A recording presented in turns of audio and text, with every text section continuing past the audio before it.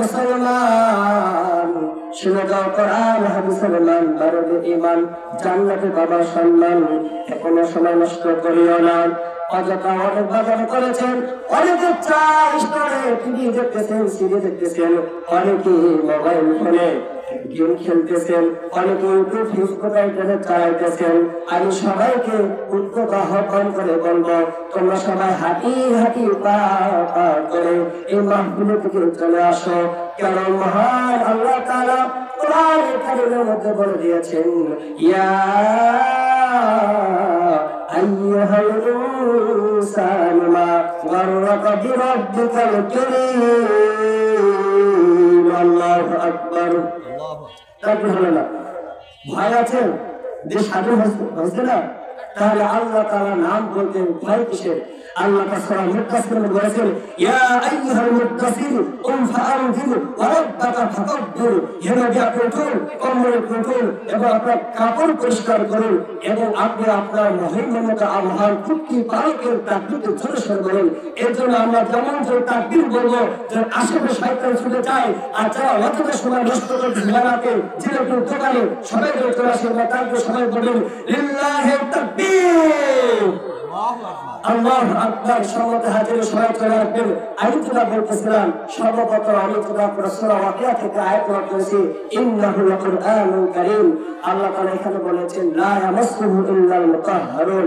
আমাকে আপনার কোরআনে কারীম স্পর্শ করতে গেলে পবিত্র ছাড়া স্পর্শ করা যাবে না। আসলে পবিত্রতা কাকে বলে? পবিত্র দুই ধরনের হয়, একটা হচ্ছে জাহিরি, একটা বাতিনি। আসলে যখন কোরআন হাদিস আমরা অনেক শুনেছি, আজকে একটা এমন একটা বিষয় নিয়েছি যেটা এই শীতের মৌসুমে অসংখ্য মুসলমান, অসংখ্য মা বোনেরা এই ঠান্ডা পানির ভয়ে পেশাব করার পর পানি হবে। আমি খেয়াল করে দেখেছি, বলে ভাবতে আসুন নামাজ পড়ি, হুজুর কাপড় ঠিক নেই, নাউজুবিল্লাহ। আরে হাসান ওয়াজ করে শুনেছেন। এবার একটু এই পেশাব থেকে বিরত না থাকলে কি ক্ষতি হবে এই সম্পর্কে আমরা 3 মিনিটের একটা হাদিস পাই। বিশ্বনবী পয়গম্বর সাল্লাল্লাহু আলাইহি ওয়াসাল্লাম সাহাবা-কে নিয়ে যাইতেছেন, হঠাৎ করে পুরার গাধা তিনার ঘোড়াকে দুটা লাফ দিলেন, এত জোরে লাফ দিলেন, দুটা কবরের পাশে লাফ দিয়ে উঠলেন। সঙ্গে সাহাবাগণ আশ্চর্য হয়ে গেল, ঘোড়া তো কবি এরকম লাফালাফি করে না, আজকে ঘোড়া কেন কবর দিকে লাফ দিল? কারণটা কি? বিশ্বনবী পয়গম্বর সাল্লাল্লাহু আলাইহি ওয়াসাল্লাম বলতেছেন, তোমরা কি জানো এই দুটা কবর পাশে দুটা কবর আযাব হইতেছে? নাউযুবিল্লাহ। বাজার খেয়াল করে রাসূল বলতেছেন এই দুই কবর কি হইতেছে? আযাব চলতেছে। এবার আমার নবী দর নবী পয়গম্বর সাল্লাল্লাহু আলাইহি ওয়াসাল্লাম সাহাবাগণকে বললেন, তোমরা খেজুরের ডাল নিয়ে আসো।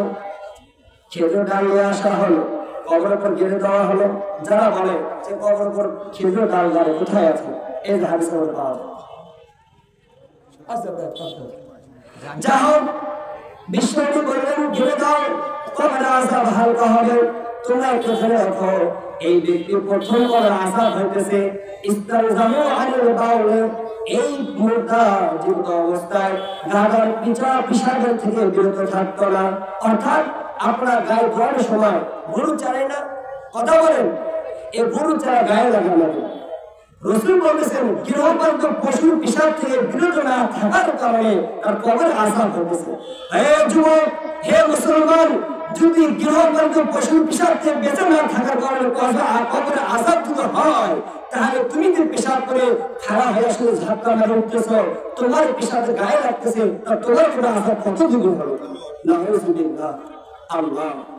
হে যুবক, আমার মাইকের আওয়াজ যতদূর যাইতেছে আমি সবাইকে অনুরোধ করে বলবো, পেশাবের পর পানি ব্যবহার করুন, টিস্যু ব্যবহার করুন, ঘেরা ব্যবহার করুন। মাসআলা এসেছে আবু দাউদ হাদিস যে তোমরা 3টা ঘেরা বের করে পেশাব করিও না। আজকে আমরা ঠান্ডা লাগে এই ভাই আপনি পেশাবের পানি নিচ্ছেন, শরীর না পায়, নামাজের ডাক্তার বলে হুজুর গাছ করে পানি। আরে মুসলমান, দিনের পথে না চলিয়া কেহ ধরে সাধন ভালো, নমস্তে ধরে না সবাই গোলামের মুসলমান। এক পাশে তোর জন্ম অপর পাশে জাহান্নাম। ঠিক কিনা? ডান পাশে তোর জান্নাত হবে, বাম পাশে তোর জাহান্নাম। সময় শেষ, আমি বলার বাড়াবো না। তবে আমি সবাইকে উদ্বুদ্ধ আহ্বান করবো, বাবা যত অল্প সময় দিয়েছে ইনশাআল্লাহ কোনদিন মাহফিলের কথা বলবো। তবে আপনাদের ইনশাআল্লাহ যে কয়েকজন এখানে আসলে আজকে উল্লেখ করা যায় যে পিসাবের পর অবশ্যই রাসূল বলেছেন লা তুকবালু সালাত, নামাজ কবুল হবে না ইল্লা বিতুহুর, পবিত্রতা ছাড়া। তাহলে আপনি যে অনেকে পিসাব করার পর হেঁটে উঠু করতে যান, পটপট করে গায়ে সরে পিসাব লাগে। এই জন্য আপনাকে 40 কদম অথবা টিস্যু নিয়ে ঘোরাঘুরি করতে হবে, গায়ের পিসাব যেন না লাগে। আল্লাহ তাআলা আমাদের সবাইকে জাহেরি পাক নাপাক বাতিল আপাকে হেফাজত করুন। এবং ফরজ গোসল অনেকে যারা গোসল করার একটা পানি দিবেন, গোসল করবেন, আর গবর করে করবেন, মাথা থেকে পা পর্যন্ত চুল পরিমাণ শুকনো না থাকে। ইনশাআল্লাহ যারা বিবাহ করেছেন, যারা সফলতা হয়, অবশ্যই নাকি নরম জায়গায় পানি দিয়ে পৌঁছে যায়। এবং এটু করার সময় খেয়াল করবেন, বিশেষ করে এই যে আমার পায়ের ঘোরা নিতে চামড়া শুষ্ক হওয়ার কারণে চামড়া সহজে পানিতে ভিজে না। ওটু করার সময় অনেক কিছু পা কষলাই হবে না, বাম হাত দিয়ে আপনার পায়ের আঙ্গুলের খেয়াল করতে হবে, কোথাও শুকনা না থাকে। আল্লাহ সবাইকে এই সময় মাসলাগুলো জানা এবং আমল করার তৌফিক দান করুন। আমরা